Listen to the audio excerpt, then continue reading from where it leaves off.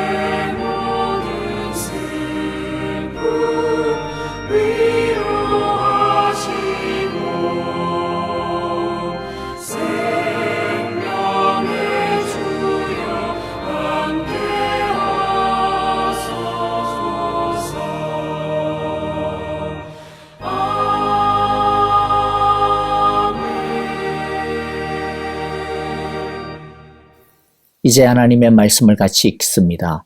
창세기 마지막 말씀입니다. 14절부터 한 절씩 읽겠습니다. 요셉은 아버지의 장례를 치르고 난 다음에 그의 아버지를 장사 지내려고 그와 함께 갔던 형제들과 다른 모든 사람들을 데리고 이집트로 돌아왔다. 요셉의 형제들은 아버지를 여의고 나서 요셉이 자기들을 미워하여 그들에게서 당한 온갖 억울함을 안갚음하면 어찌하나 하는 생각이 들어서 요셉에게 전가를 보냈다. 아버지께서 돌아가시기 전에 남기신 유언이 있습니다. 아우님에게 전하라고 하시면서 너의 형들이 너에게 몹쓸 일을 저질렀지만 이제 이 아버지는 내가 형들의 허물과 죄를 용서하여 주기를 바란다 하셨습니다.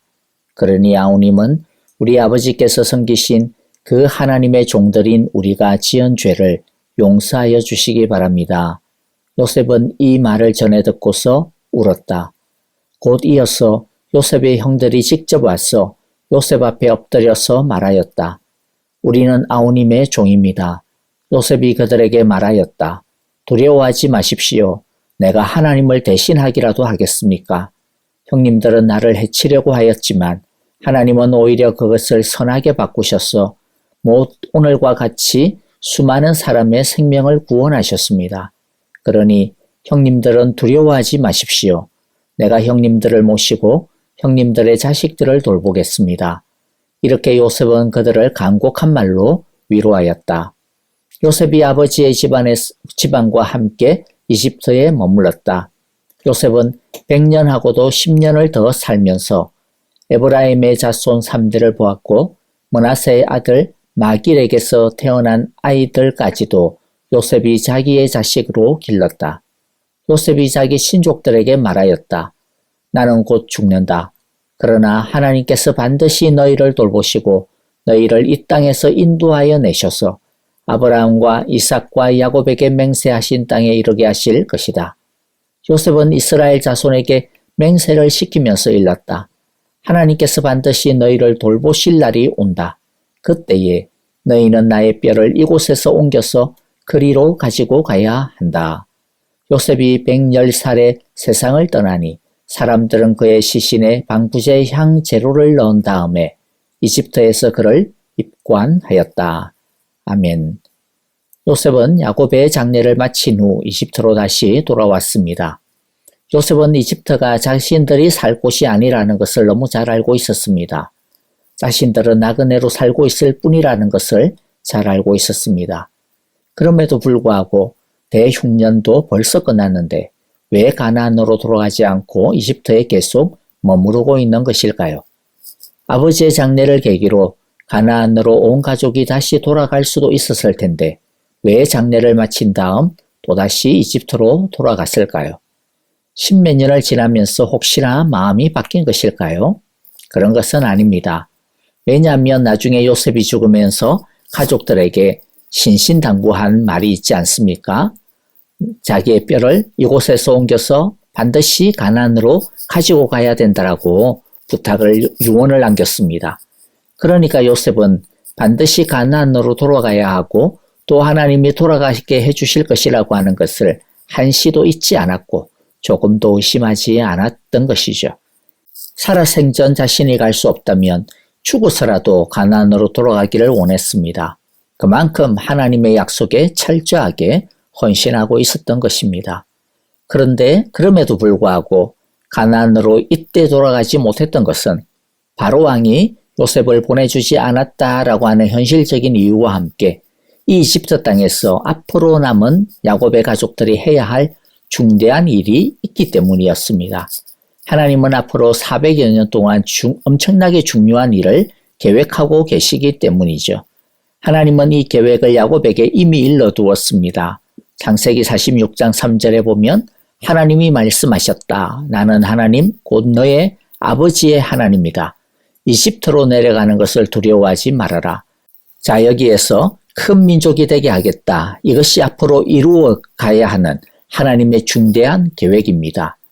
하나님은 이들을 이집트로 오게 하신 이유는 단순히 흉년을 피하게 하기 위함이 아닙니다. 이제 이들을 큰 민족이 되게 하기 위해서 한 나라로 만들기 위해서입니다. 이 일을 이루시기까지 하나님은 이스라엘을 이집트라고 하는 이 인큐베이터 안에서 키우실 것입니다. 그랬기 때문에 야곱이 죽었어도 하나님은 이집트를 떠나 빨리 가나안으로 가라는 말씀을 주시지 않았던 것입니다. 요셉은 그것을 잘 알았습니다.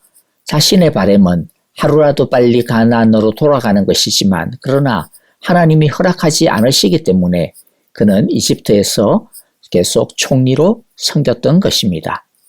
오늘 이제 새로운 시대를 준비하는 이 요셉을 통해 새로운 2023년을 우리가 어떻게 준비해야 하는지, 아니 위대한 삶을 위해 우리는 어떤 준비를 해야 하는지에 대해 생각해보는 시간이 되었으면 합니다. 새로운 시대를 준비하는 요셉이 보여주는 첫 번째 자세는 바로 자신의 뜻과 바람보다는 하나님의 뜻과 계획에 순종하는 자세입니다. 요셉이 계속 고집을 피우고 돌아가겠다고 했다면 어떻게 해서든 돌아갈 수 있지 않았겠습니까? 하지만 요셉은 하나님이 이제 여기에서 다음 세대를 준비해야 한다고 하셨기 때문에 그는 자신의 바람을 접고 하나님의 말씀대로 순종하고 죽기로 결심합니다. 새로운 2023년 하나님께서 우리를 어떤 삶으로 인도하실지 모르겠습니다. 그게 우리가 원하는 모양일 수도 있고요. 우리가 싫어하는 모양이 될 수도 있습니다. 하지만 우리는 그것이 나의 선호와는 상관없이 하나님께서 우리에게 맡기신 삶의 자리요, 과업이라면 믿음으로 순종하고 거기서 어떻게 하나님의 의와 뜻을 이룰까라고 하는 것을 고민하고 준비하여야 할 것입니다. 2023년은 하나님의 숙제입니다.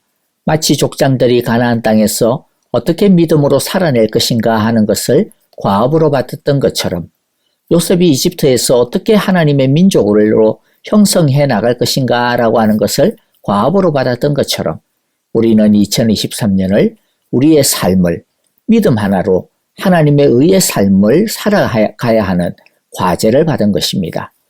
비록 남들만큼 부자가 아니어도 빽이 없어도 잘난 것이 없어도 오직 믿음 하나로 위대한 삶으로 살아가야 하는 과제를 우리가 가지게 된 것입니다.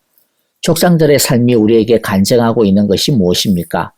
하나님의 말씀을 붙든다면, 하나님의 뜻을 따른다면 우리는 결코 이 세상에서 망하지 않을 것이라는 것입니다.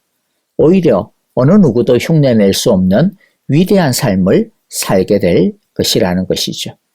우리 모두 요셉의 이 자세처럼 내 뜻과 내 계획이 아니라 하나님의 말씀과 뜻에 순종하는 삶의 자세로 2023년 주님 앞에 살아드리기를 간절히 기도합니다. 이제 위대한 시대를 위한 요셉의 두 번째 자세를 보겠는데요. 그것은 과거에 매이지 않는 삶의 자세입니다. 이집트로 돌아와서 얼마 지나지 않아 요셉의 형들이 요셉에게 전갈도 보내고 또 찾아오기까지 합니다. 그들이 찾아온 이유는 이제 아버지도 안 계신데 혹시라도 요셉이 옛날에 자신들이 요셉을 죽이려고 했던 그 과거를 안갚음하려고 하면 어떡하나 하는 두려움 때문이었습니다. 요셉의 형들은 이집트로 와서 요셉의 보호 아래 살면서도 요셉과 함께 한 식탁에서 먹고 마시고 살아왔으면서도 이들의 마음은 항상 옛날의 죄의 감옥에서 벗어나지 못하고 있었습니다.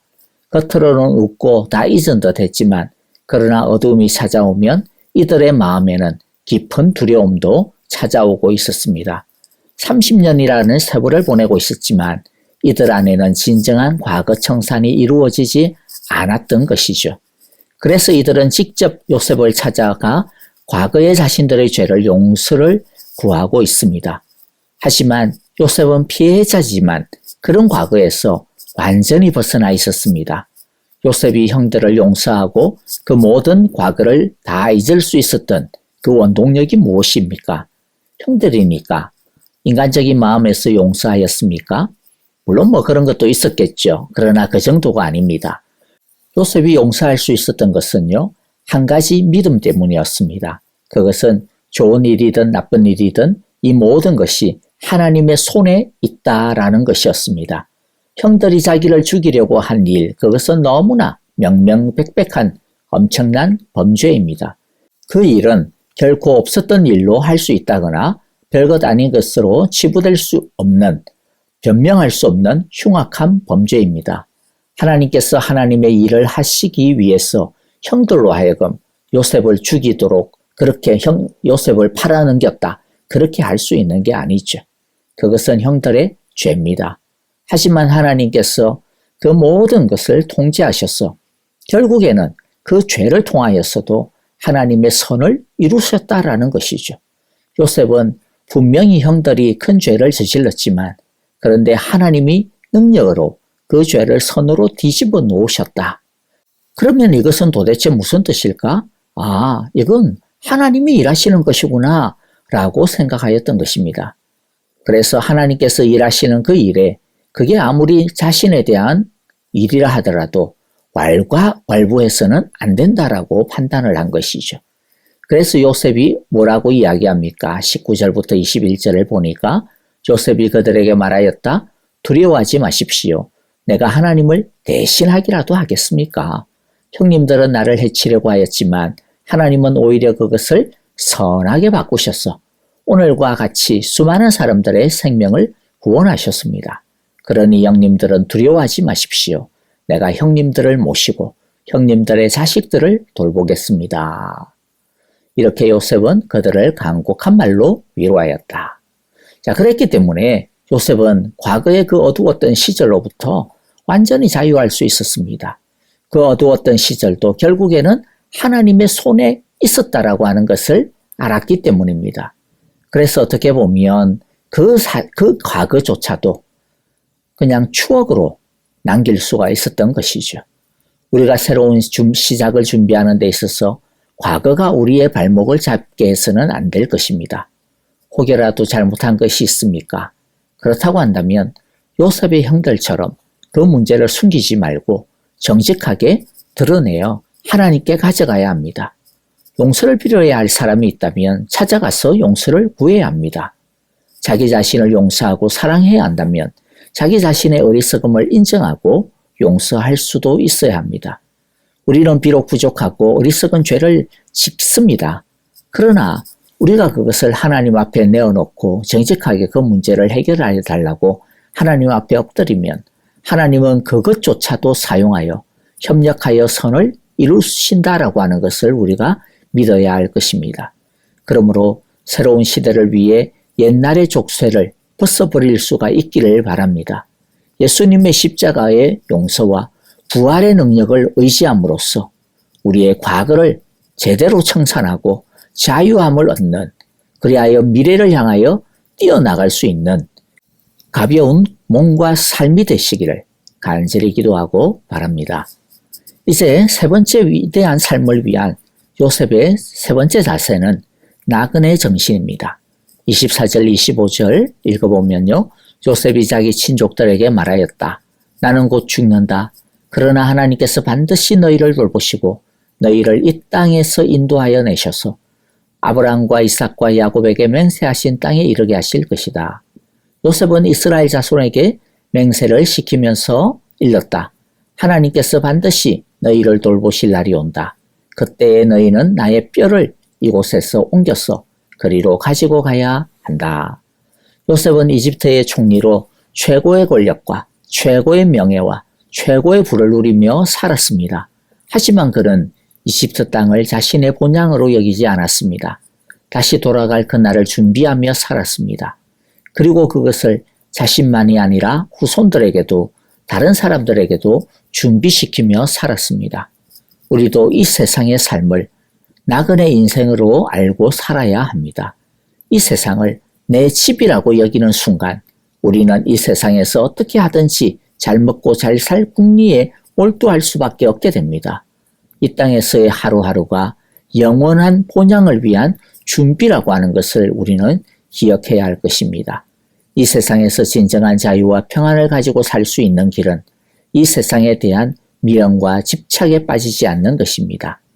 나그네로 산다고 해서 그러나 대충 산다라는 뜻이 아닙니다. 나그네로 산다고 해가지고 외롭고 혼자 산다라고 하는 뜻이 아닙니다. 요셉은 이집트 땅에 나그네로 살지만 그러나 하나님께서 반드시 돌보시고 반드시 인도하시며 반드시 하나님의 뜻을 이루실 것이라는 확신을 가지고 살았습니다. 2023년 한 해 동안도 하나님은 반드시 우리를 돌보시고 반드시 인도하시며 반드시 우리를 통하여 이루고자 하시는 하나님의 뜻을 이루실 것입니다. 그러므로 오직 말씀의 지팡이를 의지하여 성령의 빛을 따라 살아가는 2023년 새로운 시대가 되시기를 간절히 기도합니다. 말씀을 마무리합니다. 하나님은 우리에게 새 날을 준비하도록 하십니다. 오직 하나님의 뜻에 순종하며 과거의 발목 잡히지 말고 하나님 앞에 설 날을 준비하며 나그네로 살아가는 2023년 새해가 되시기를 간절히 바라고 기도합니다. 아멘. 자, 오늘 우리에게 주신 말씀 마음에 새기면서 함께 기도의 제목 붙잡고 찬양하면서 기도하도록 하겠습니다. 특별히 오늘은요, 2022년을 돌아보면서 믿음 안에서 과거를 청산하는, 2022년을 청산하는 그러한 기도를 한번 드렸으면 좋겠습니다. 그리고 2023년 새해를 준비하면서 하나님께서 반드시 우리를 돌보시고 반드시 우리를 인도하시며 반드시 우리를 통하여 하나님의 뜻을 이루어 주실 것들을 기대하며 또 2023년 새해를 준비하는 기도 오늘 이 시간 드렸으면 좋겠습니다. 이제 우리 함께 마음을 담아 찬양하며 기도하겠습니다.